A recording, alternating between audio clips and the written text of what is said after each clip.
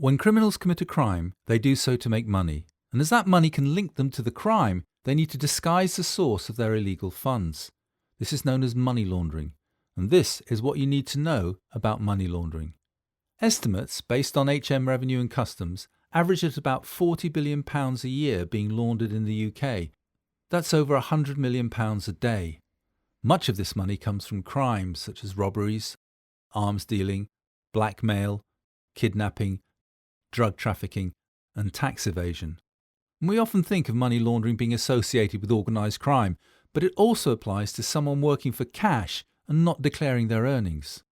Criminals will go to great lengths to disguise the source of their funds, but in general there's a three-stage process. Firstly, the money needs to get into the financial system. Then it's moved around so it's really hard to trace. The criminals are now trying to hide the source of the funds. Finally, it's brought back into the system as if it were legitimate.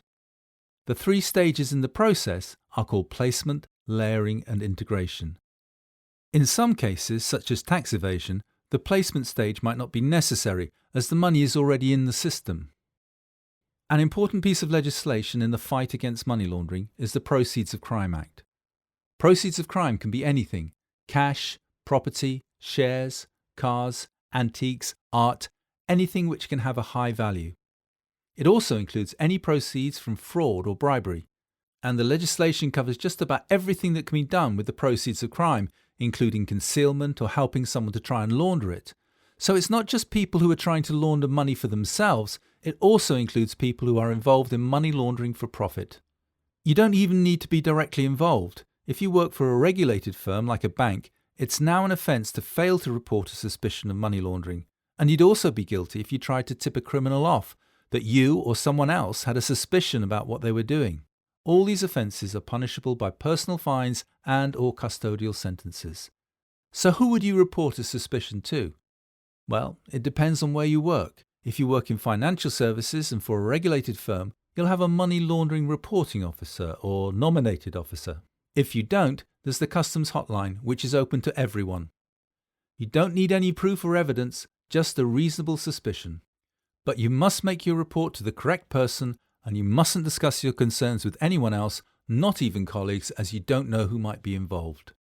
You're not relieved of your personal legal liability until you report your suspicions to the correct person. So what's being done to fight this? Money laundering mostly takes place within the financial system, and one of the ways to spot money laundering is to look out for unusual activity. For example, multiple small cash deposits in different places to avoid suspicion.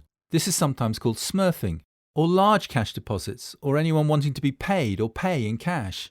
Businesses which have a high cash turnover can be used to hide cash by mixing it in with legitimate funds.